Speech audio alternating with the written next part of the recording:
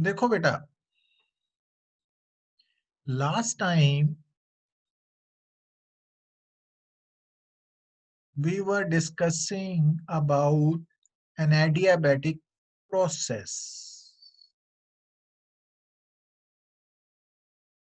ਹੁਣ देखो बेटा, during adiabatic process linked with associated with an ideal gas,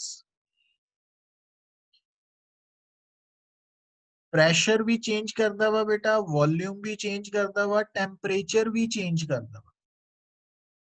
और ये तीनों फैक्टर्स आपस च किस तरह रिलेटेड सी, तो P V raise to power gamma is constant, ठीक है।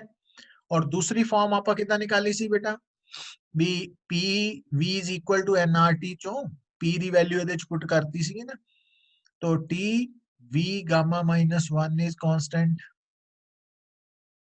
और थर्ड सी कि ਅਸੀਂ VT ਦੀ ਫਾਰਮ ਚ ਲਿਖਿਆ ਸੀ ਹੈ ਨਾ, ਉਹ ਆਪਣਾ PT ਦੀ ਫਾਰਮ ਚ।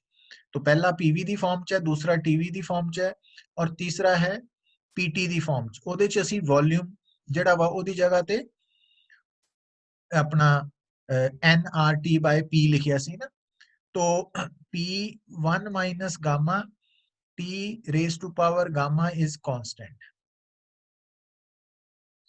तो इनू ਆਪਾਂ PT gamma over 1 minus gamma is equal to constant भी लिख सकते हैं ना। इनू ये इक्वेशन ऑफ स्टेट है, मतलब ड्यूरिंग एडियाबैटिक प्रोसेस जो प्रेशर वॉल्यूम चेंज कर रहे हैं, या टेम्परेचर वॉल्यूम दी वेरिएशन है, या प्रेशर टेम्परेचर दी वेरिएशन है, तो वो इन्हां फार्मूलाज दे अकॉर्डिंगली, इक्वेशंस दे अकॉर्डिंगली स्टडी कर सकते हैं during adiabatic process linked with N ideal gas.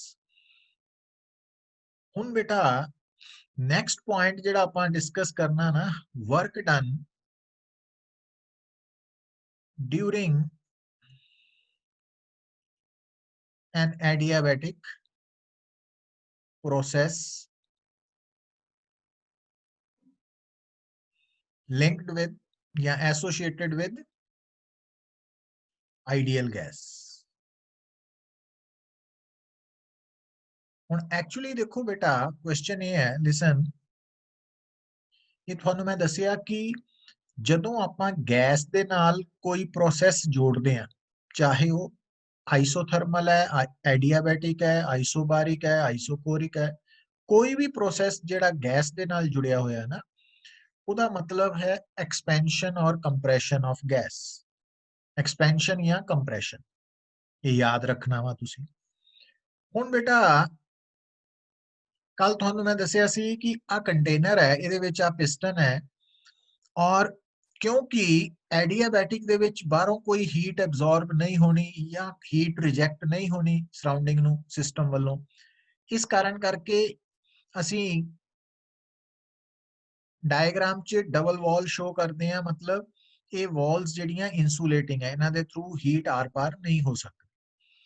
ਹੁਣ बेटा ਜਦੋਂ ਆ ਤੁਹਾਡੇ ਸਾਹਮਣੇ आइडियल गैस फिल्ड है कंटेनर च, सिलेंडर च, ਹੁਣ अगर ये पिस्टन बाहर ਨੂੰ मूव करता वा ड्यूरिंग एक्सपेंशन, ਤਾਂ वर्क इज डन। ਹੁਣ वर्क ਜਿਹੜਾ ਹੋਇਆ है ना पिस्टन ਦੇ ਬਾਹਰ ਨੂੰ मूव ਕਰਨ ਕਰਕੇ, ਉਹਦੇ ਲਈ ਜਿਹੜੀ એનર્ਜੀ ਰਿਕੁਆਇਰਡ ਹੈ ਉਹ ਕਿੱਥੋਂ ਮਿਲੀ ਗੈਸ ਨੂੰ, है ना। गैस ने ਜਿਹੜਾ ਵਰਕ ਕੀਤਾ ਵਾ ਡਿਊਰਿੰਗ ਐਕਸਪੈਂਸ਼ਨ, ਉਹਦੇ ਲਈ એનર્ਜੀ ਕਿੱਥੋਂ ਆਈ। ਹੁਣ ਹੀਟ ਤਾਂ ਕਿਤੋਂ ਬਾਹਰੋਂ ਆ ਨਹੀਂ ਸਕਦੀ, ਐਡੀਆਬੈਟਿਕ ਪ੍ਰੋਸੈਸ ਹੈ, ਤਾਂ ਉਹ ਆਈਡੀਅਲ ਗੈਸ ਦੀ ਇੰਟਰਨਲ એનર્ਜੀ ਦਾ ਕੁਝ ਪਾਰਟ ਵਰਕ ਚ ਕਨਵਰਟ ਹੋ ਗਿਆ। ਇਹਦਾ ਮਤਲਬ ਆਈਡੀਅਲ ਗੈਸ ਦੀ ਐਡੀਆਬੈਟਿਕ ਐਕਸਪੈਂਸ਼ਨ ਦੇ ਦੌਰਾਨ ਇੰਟਰਨਲ એનર્ਜੀ ਵਿਲ ਡਿਕਰੀਜ਼। ਔਰ ਤੁਹਾਨੂੰ ਦੱਸਿਆ ਹੋਇਆ ਕਿ ਆਈਡੀਅਲ ਗੈਸ ਦੀ ਜੋ ਇੰਟਰਨਲ એનર્ਜੀ ਹੈ ਉਹ ਕਾਹਦੇ ਤੇ ਡਿਪੈਂਡ ਕਰਦੀ ਹੈ बेटा, ਟੈਂਪਰੇਚਰ ਤੇ। तो ਜਦੋਂ ਵੀ ਆਪਾਂ ਇਹ ਕਹਿਣਾ ਕਿ ਆਈਡੀਅਲ ਗੈਸ ਦੀ ਇੰਟਰਨਲ એનર્ਜੀ ਡਿਕਰੀਜ਼ ਕੀਤੀ ਹੈ, ਇਟ ਮੀਨਸ ਟੈਂਪਰੇਚਰ ਫਾਲ ਕੀਤਾ। ਜਦੋਂ ਆਪਾਂ ਕਹਿਣਾ ਇੰਟਰਨਲ એનર્ਜੀ ਆਈਡੀਅਲ ਗੈਸ ਦੀ ਇਨਕਰੀਜ਼ ਕੀਤੀ ਹੈ, ਟੈਂਪਰੇਚਰ ਰਾਈਜ਼ ਕੀਤਾ। ਇਹਦਾ ਉਲਟ ਜਦੋਂ ਆਪਾਂ ਇਹ ਕਹਿਣਾ ਕਿ ਟੈਂਪਰੇਚਰ ਰਾਈਜ਼ ਕੀਤਾ, it means internal energy ideal gas the increase ਕੀਤੀ ਹੈ। ਜਦੋਂ ਟੈਂਪਰੇਚਰ ਫਾਲ ਹੋਇਆ ਗੈਸ ਦਾ, ਇੰਟਰਨਲ એનર્ਜੀ ਡਿਕਰੀਜ਼ ਹੋਈ ਹੈ। तो इथों सानू क्लियर होना चाहिए कि ड्यूरिंग एडियाबैटिक प्रोसेस जो इंटरनल एनर्जी है, क्योंकि उन्होंने वर्क करना पैना, तो जो आप गैस ਨੂੰ एडियाबैटिकली कंप्रेस करांगे ਤਾਂ ਜਿਹੜਾ ਗੈਸ ਦੇ ਉੱਪਰ ਵਰਕ ਹੋਇਆ ਉਹ ਗੈਸ ਦੇ ਅੰਦਰ ਹੀ એનર્ਜੀ ਦੀ ਫਾਰਮ ਚ ਸਟੋਰ ਹੋ ਗਿਆ, ਮਤਲਬ ਉਹ ਵਰਕ ਨੇ ਗੈਸ ਦੀ ਇੰਟਰਨਲ એનર્ਜੀ ਨੂੰ ਇਨਕਰੀਜ਼ ਕਰ ਦੇਣਾ। ਇਸ ਕਰਕੇ ਆਪਾਂ एक्सप्रेशन च भी देखेंगे कि एडियाबैटिक एक्सपेंशन च कूलिंग ऑफ गैस होएगी क्योंकि टेंपरेचर फॉल करता वा, और कंप्रेशन के केस दे विच हीटिंग होएगी। तो ये पॉइंट्स है बेटा, समझ लगी लक्ष्य? हाँ जी सर। हुण उसे गल नूं आपां इत्थे एक्सप्रेशन च डिराइव करन लगे according to first law of thermodynamics.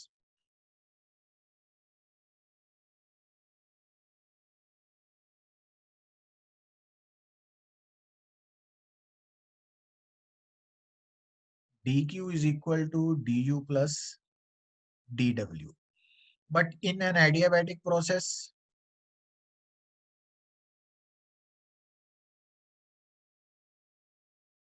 dq is 0, इस करके du plus dw is 0। पर कल ही थानू बेटा मैं दसिया सी, याद होएगा कि but for an ideal gas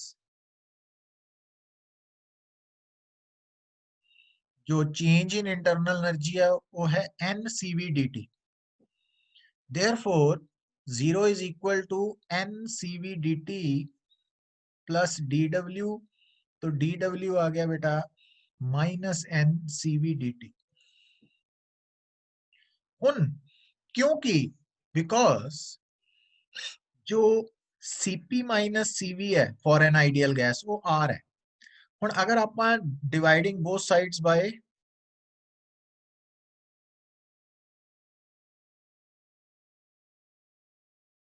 तो gamma minus 1 is equal to R by Cv, क्योंकि Cp बाय Cv गामा है ना, तो Cv becomes R over gamma minus 1। तो माइनस n और Cv की जगह की लिख सकते हैं बेटा R over gamma minus 1 dt। ये एक्सप्रेशन आ गई। हुन ये है स्मॉल वर्क डन। तो अगर आप टोटल वर्क डन निकालना वा बेटा तो की करांगे, आप दोनों साइड्स नो इंटीग्रेट करांगे, है ना। और ड्यूरिंग एडियाबैटिक प्रोसेस तो अगर इनिशियल स्टेट द प्रेशर है P1, वॉल्यूम है V1, टेंपरेचर है T1, ते फाइनल स्टेट द प्रेशर है P2, वॉल्यूम है V2, टेंपरेचर है T2, तो W is equal to minus NR gamma minus 1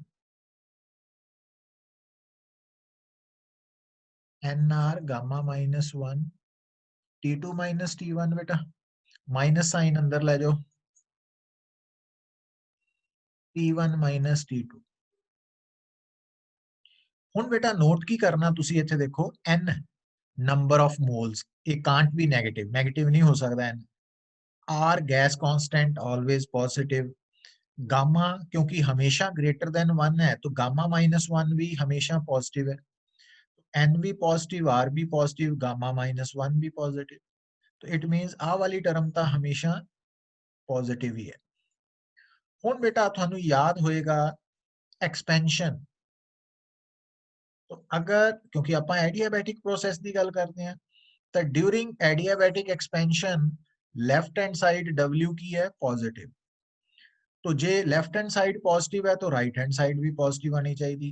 हुन राइट हैंड साइड की आ वाली फर्स्ट टर्म पॉजिटिव है तो सेकंड टर्म नु भी पॉजिटिव होना पैना, तो सेकंड टर्म पॉजिटिव कितना होएगी बेटा, अगर T1 ग्रेटर देन T2, मतलब इनिशियल टेंपरेचर T1 है ते फाइनल टेंपरेचर T2 है, और फाइनल टेंपरेचर घट गया इनिशियल तो मींस कूलिंग इफेक्ट आ गया ना। तो एडियाबैटिक एक्सपेंशन के दौरान कूलिंग होंदी है ना, ये आपां थ्योरेटिकली एक्सप्लेन करता, और मींस जदों आपां इनू एक्सप्रेशन दे बेस्ड एक्सप्लेन किया तो थ्योरेटिकली आपां ये भी दसिया सीगा कि क्योंकि एडियाबैटिक एक्सपेंशन च जिन्ना वर्क होना ਉਹਦੇ ਲਈ सारी एनर्जी कौन प्रोवाइड करता, इंटरनल एनर्जी, इस करके इंटरनल एनर्जी डिक्रीज करती है। और इसी तरह बेटा एडियाबैटिक कंप्रेशन, तो एडियाबैटिक कंप्रेशन च W की है नेगेटिव, तो W अगर नेगेटिव है लेफ्ट हैंड साइड तो राइट हैंड साइड ਨੂੰ ਵੀ नेगेटिव ਹੋਣਾ ਪੈਣਾ। ਰਾਈਟ ਹੈਂਡ ਸਾਈਡ ਦੀ ਫਰਸਟ ਟਰਮ ਤਾਂ ਪੋਜ਼ਿਟਿਵ ਹੈ, तो ਸੈਕੰਡ ਟਰਮ ਨੂੰ 네ਗੇਟਿਵ ਹੋਣ ਦੇ ਕੀ ਚਾਹੀਦਾ, T1 T2 네ਗੇਟਿਵ ਤਾਂ ਹੋਏਗਾ ਜੇਕਰ T1 ਲੈਸ ਦੈਨ T2 ਹੈ। मतलब इनिशियल टेम्परेचर फाइनल टेम्परेचर तो घट है, फाइनल टेम्परेचर ज्यादा हो गया मींस हीटिंग इफेक्ट। तो ड्यूरिंग एडियाबैटिक कंप्रेशन हीट पैदा होएगी, ड्यूरिंग एडियाबैटिक एक्सपेंशन कूलिंग होएगी, टेम्परेचर वुड फॉल। तो इत तक समय लगी बेटा सब लोग? Yes sir. तो यस ये सर। हाँ तो ये सर एक मिनट इम्पोर्टेंट। पिछला पेज करना। हाँ लो बेटा।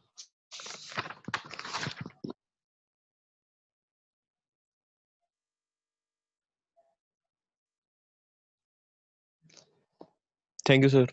ओके बेटा।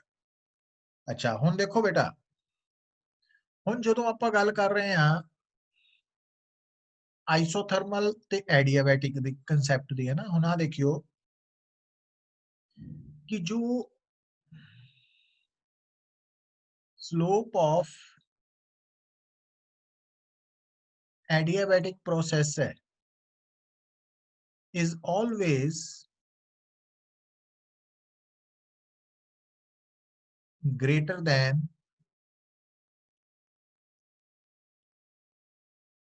isothermal process। क्योंकि ਆਪਾਂ मेनली केड़ा ग्राफ ड्रॉ करते हैं बेटा, प्रेशर ते वॉल्यूम दा graph, PV diagram, indicator diagram. हुण for isothermal process ideal gas दे नाल ये भी याद रखना कि जो आइसोथर्मल प्रोसेस है ਉਹਦੇ ਵਿੱਚ ਜਿਹੜਾ आइडियल गैस ਦੇ ਨਾਲ ਜੁੜਿਆ आइसोथर्मल प्रोसेस है ਤਾਂ ਉਹਦੀ ਇਕੁਏਸ਼ਨ ਆਫ ਸਟੇਟ ਹੈ PV is equal to constant।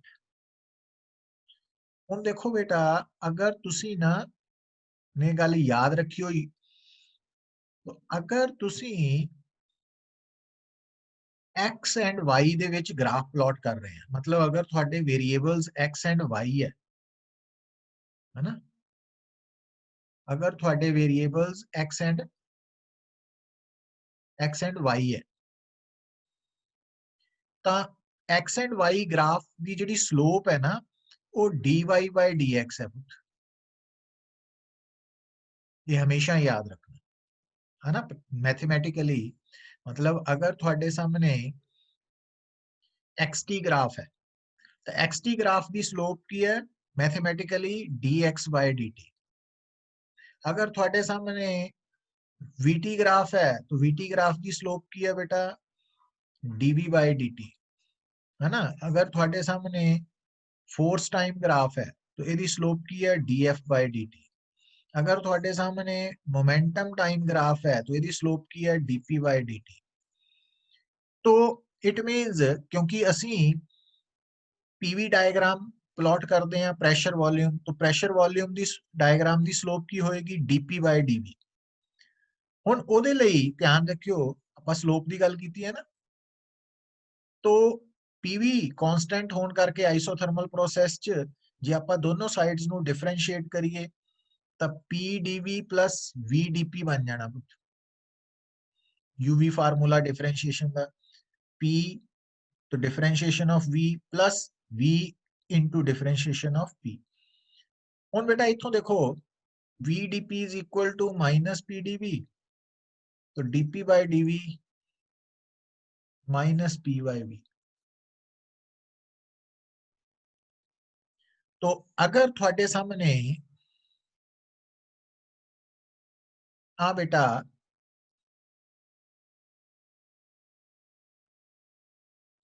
Isotherm है, मतलब कांस्टेंट टेम्परेचर पे प्रोसेस हो रहा फ्रॉम ए टू बी, तो अगर तुसी इस process they which at any time या एट एनी पोजीशन मान लो पी पॉइंट ते तुसी स्लोप निकालनी है, पी प्रेशर नहीं है तो इनू मैं होर सिंबल दे देना ना, एस कर लो।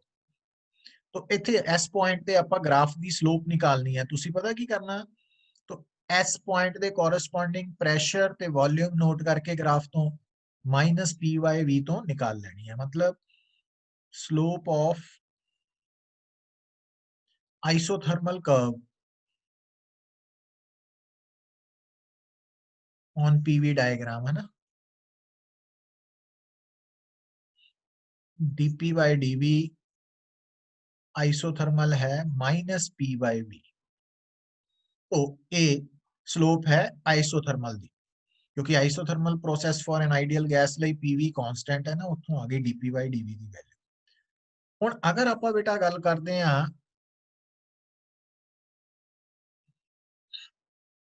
for an adiabatic process,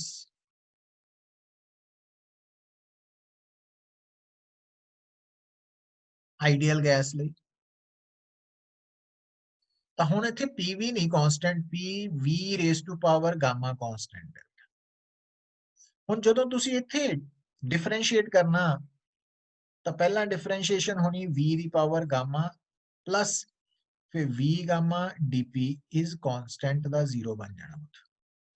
ਹੁਣ ਜਦੋਂ ਇੱਥੇ mathematically p differentiation of v raise to power gamma, तो गामा नीचे आया, v दी power gamma -1 dv,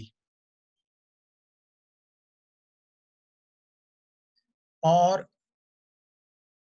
v gamma dp is equal to minus gamma p v gamma -1 dv। तो dp by dv की हो गया पुत्र minus gamma p v gamma -1 over v gamma is equal to minus gamma p by v। ਹੁਣ ਦੇਖੋ मतलब ਜਿਹੜੀ gamma है ਉਹ ਤੁਹਾਨੂੰ ਪਤਾ ਹੀ ਹੈ, गामा हमेशा ना cp by cv and it is always greater than 1 है। तो इस करके आ ਜਿਹੜੀ स्लोप आई है ये एडियाबैटिक प्रोसेस ਦੀ आई। तो एडियाबैटिक प्रोसेस ਦੀ ਜਿਹੜੀ स्लोप आई है बेटा, है ना, ਉਹ आइसोथर्मल ਦੀ स्लोप कितनी आई सी -p by v, एडियाबैटिक ਦੀ ਕੀ आई है -p by v ਨੂੰ गामा टाइम्स करता, और क्योंकि गामा ग्रेटर देन 1 है इट मींस स्लोप ऑफ, मैं ਇੱਥੇ ਲਿਖਣ ਲੱਗਾ ਤੁਹਾਡੇ ਸਾਹਮਣੇ कि slope of adiabatic process is gamma times the slope of isothermal process on PV diagram। ये प्रूव भी हो गया और याद भी रखना। ਹੁਣ ਇਹ ਯਾਦ ਰੱਖਣ ਦਾ ਫਾਇਦਾ ਕੀ ਹੈ, ਸਾਨੂੰ ਕਿਉਂ ਯਾਦ ਰੱਖਣਾ ਹੈ ਨਾ, ਇਹਦੀ ਐਡਵਾਂਟੇਜ ਕੀ ਹੈ, ਇਹਦਾ ਸਿਗਨੀਫੀਕੈਂਸ ਕੀ ਹੈ, ਕਿ ਇਹ ਕੀ ਦੱਸਣਾ ਚਾਹੁੰਦੀ ਹੈ ਸਾਨੂੰ। ਹੁਣ ਦੇਖੋ ਬੇਟਾ, ਇੱਥੇ ਤੱਕ ਕਲੀਅਰ ਹੈ ਬੇਟਾ? Yes sir. देखो ਹੁਣ से ਤੁਹਾਡੇ ਸਾਹਮਣੇ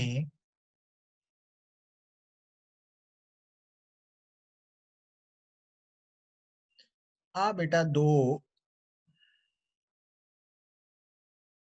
कर्व गिवन है, ये दो कर्व गिवन है। ਹੁਣ ਇੱਕ ਗੱਲ ਨੋਟ ਕਰੀਏ ਕਿ ਤੁਹਾਨੂੰ ਦੱਸਿਆ ਗਿਆ ਕਿ ਇਹਨਾਂ ਦੋਨੋਂ ਕਰਵ ਚੋਂ ਇੱਕ, ਅੱਛਾ ਇੱਕ ਤਾਂ ਤੁਹਾਨੂੰ ਇੱਥੇ ਗ੍ਰਾਫ ਤੋਂ ਦੇਖ ਕੇ ਪਤਾ ਲੱਗ ਰਿਹਾ ਕਿ ਇਹ ਐਕਸਪੈਂਸ਼ਨ ਕਰਵ ਹੈ, ਐਕਸਪੈਂਸ਼ਨ ਕਰਵ। ਤੁਹਾਨੂੰ ਇਹ ਦੱਸਿਆ ਗਿਆ ਕਿ ਇਹ ਦੋ ਕਰਵਸ ਜਿਹੜੇ ਹੈ ਨਾ, ਇਹਨਾਂ ਵਿੱਚੋਂ ਇੱਕ ਆਈਸੋਥਰਮਲ ਹੈ, ਇੱਕ ਐਡੀਆਬੈਟਿਕ ਹੈ। तो दसो ਕਿਹੜਾ ਆਈਸੋਥਰਮਲ ਹੈ, ਕਿਹੜਾ ਐਡੀਆਬੈਟਿਕ ਹੈ, ਹਨਾ। ਹੁਣ ਇੱਥੇ ਗੱਲ ਨੋਟ ਕਰਨ ਵਾਲੀ ਕੀ ਹੈ ਤੁਹਾਡੇ ਲਈ ਬੇਟਾ, ਕਿ ਜੋ ਇਹ ਕਰਵ ਹੈ ਇਹ ਪੀਵੀ ਡਾਇਗਰਾਮ ਤੇ ਪਲਾਟ ਕੀਤੇ ਹੈ, ਇੱਕ ਆਈਸੋਥਰਮਲ ਪ੍ਰੋਸੈਸ ਲਈ ਹੈ, ਇੱਕ ਐਡੀਆਬੈਟਿਕ ਲਈ ਹੈ। तो ਸਾਨੂੰ याद आना चाहिए कि slope of adiabatic is more than that of isothermal. तो इस केस च देखो जी ए बी लाइन है ना, ए बी ग्राफ है, इसकी स्लोप घट है, एसी की स्लोप ज्यादा। ਇਹਦਾ मतलब ਜਿਹੜਾ सेकंड ग्राफ है ये एडियाबैटिक है क्योंकि ਇਹਦੀ स्लोप ज्यादा वा, और फर्स्ट ਜਿਹੜਾ ਵਾ ਉਹ आइसोथर्मल। तो एक गल तो ਆਪਾਂ इथों एक कर्व तो पता लग गया, और दूसरी गल इथों नाल दी नाल देखो बेटा कि दोनों ग्राफ दे विच ਜਿਹੜਾ एरिया वा अंडर दा ग्राफ वो डिफरेंट है। तो तुसी की देख रहे हैं कि ਜਿਹੜਾ AB ग्राफ है आइसोथर्मल एक्सपेंशन वाला ग्राफ है, ਉਹਦੇ अंडर एरिया ज्यादा वा, AC ग्राफ जो एडियाबैटिक एक्सपेंशन ग्राफ है ਉਹਦੇ अंडर एरिया घट है। तो ਇਹਦਾ मतलब work done during isothermal expansion more है ना,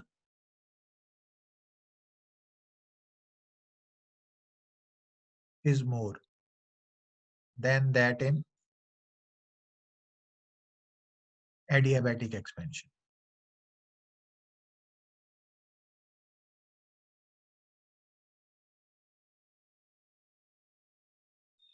तो एडियाबैटिक एक्सपेंशन च वर्क डन घट है और आइसोथर्मल एक्सपेंशन च ज्यादा वा। तो एक कंसैप्ट पता लग गया ना, मतलब ਤੁਹਾਡੇ ਸਾਹਮਣੇ ਅਗਰ ਇਹ ਦੋ ਗ੍ਰਾਫ ਦਿੱਤੇ ਹੋਣ ਤਾਂ ਪਹਿਲਾਂ ਤਾਂ ਤੁਹਾਨੂੰ ਕਿਹਾ ਜਾਏ ਕਿ ਦੱਸੋ ਇਹਨਾਂ ਚੋਂ ਆਈਸੋਥਰਮਲ ਐਕਸਪੈਂਸ਼ਨ ਕਿਹੜੀ ਹੈ, ਐਡੀਆਬੈਟਿਕ, ਉਹ ਵੀ ਤੁਸੀਂ ਦੱਸ ਸਕਦੇ ਆ, ਪਰ ਤਾਂ ਹੀ ਦੱਸ ਪਾਓਗੇ ਜੇ ਤੁਹਾਨੂੰ ਪਤਾ ਕਿ ਐਡੀਆਬੈਟਿਕ ਦੀ ਸਲੋਪ ਆਈਸੋਥਰਮਲ ਤੋਂ ਜ਼ਿਆਦਾ ਵਾ।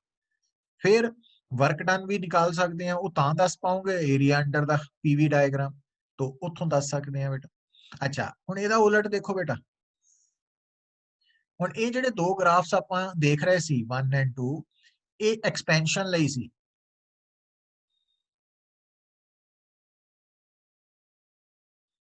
और आ कंप्रेशन ਲਈ है।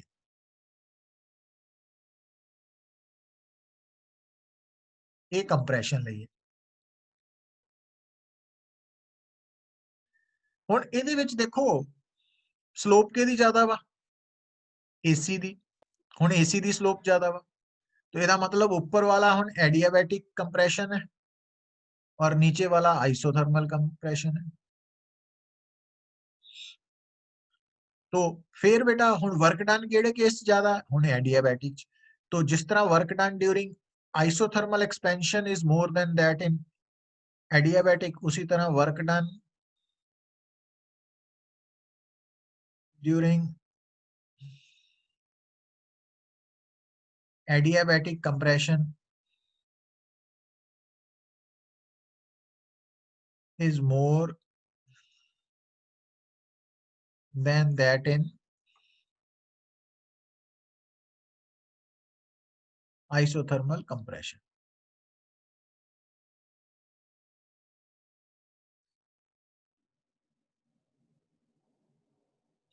तो ये याद रख लेना बेटा, पता लग जाएगा पुत्र।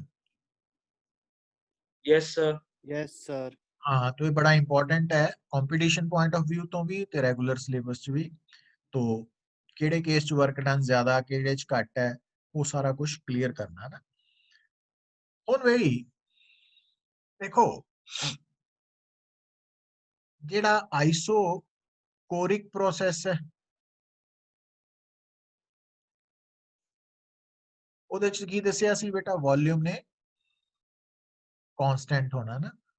ਇਸ ਕਰਕੇ ਇਹ ਜਿਹੜਾ ਪ੍ਰੋਸੈਸ ਹੈ ਇਹਦੀ ਪੀਵੀ ਡਾਇਗਰਾਮ ਕੀ ਹੋਏਗੀ, क्योंकि वॉल्यूम ने की रहना कांस्टेंट, ठीक है। तो ਇਹਦੀ डायग्राम इस तरह दी आएगी और नीचे ਨੂੰ ਵੀ ਜਾ ਸਕਦੇ हैं ऊपर ਨੂੰ ਵੀ ना, और डिपेंड करेगा। ਤੇ ਇੱਕ ਹੁੰਦਾ आइसो बारिक प्रोसेस।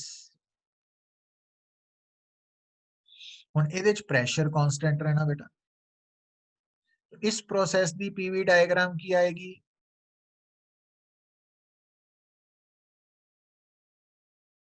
प्रेशर कांस्टेंट रहना है ना। तो ये एक्सपेंशन है, कंप्रेशन है। तो हुन बेटा तो ये आइसोबारिक प्रोसेस आइसोकोरिक प्रोसेस ਲਈ पीवी डायग्राम्स किस तरह ड्रॉ होनियां ਉਹ ਤੁਹਾਨੂੰ ਦੱਸਦਾ ਵਾ। तो इट्स तक क्लियर है गल। Yes sir. Yes sir. ठीक है बेटा। हुन देखो हुन तुसी ਆਪਾਂ ਜਿਹੜਾ ਪੂਰਾ ਟੌਪਿਕ ਡਿਸਕਸ ਕਰ ਚੁੱਕੇ ਹਾਂ ਉਹਦੇ ਵਿੱਚ ਆਈਸੋਥਰਮਲ ਪ੍ਰੋਸੈਸ ਐਡੀਆਬੈਟਿਕ ਪ੍ਰੋਸੈਸ ਦੀ ਗੱਲ ਹੋ ਚੁੱਕੀ ਹੈ।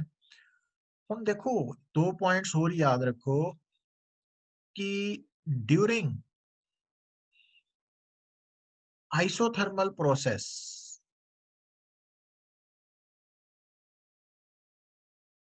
क्योंकि टेम्परेचर कांस्टेंट है तो dt 0 है। ते एडियाबैटिक प्रोसेस च बेटा no heat is allowed to exchange between the system and surrounding, तो dq 0 है। ਹੁਣ ਤੁਹਾਨੂੰ ਯਾਦ ਆਣਾ ਚਾਹੀਦਾ ਕਿ ਸਪੈਸੀਫਿਕ ਹੀਟ ਕੀ ਹੁੰਦੀ ਹੈ ਬੇਟਾ 1/n dq/dt